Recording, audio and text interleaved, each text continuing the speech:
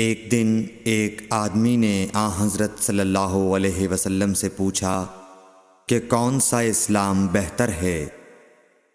فرمایا، یہ کہ تم کھانا کھلاؤ اور جس کو پہچانو اس کو بھی اور جس کو نہ پہچانو اس کو بھی، الغرض سب کو سلام کرو۔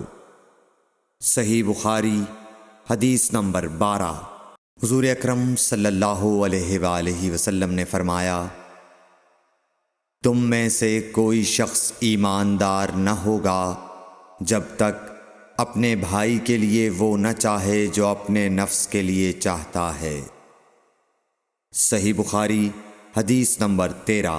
رسول کریم صلی اللہ علیہ وسلم نے فرمایا، قسم ہے اس ذات کی جس کے ہاتھ میں میری جان ہے، تم میں سے کوئی بھی ایماندار نہ ہوگا جب تک میں اس کے والد اور اولاد سے بھی زیادہ اس کا محبوب نہ بن جاؤں۔ صحیح بخاری حدیث نمبر 14۔ حضرت صلی اللہ علیہ وسلم نے فرمایا، تم میں سے کوئی شخص ایماندار نہ ہوگا جب تک اس کے والد اور اس کی اولاد اور تمام لوگوں سے زیادہ اس کے دل میں میری محبت نہ ہو جائے۔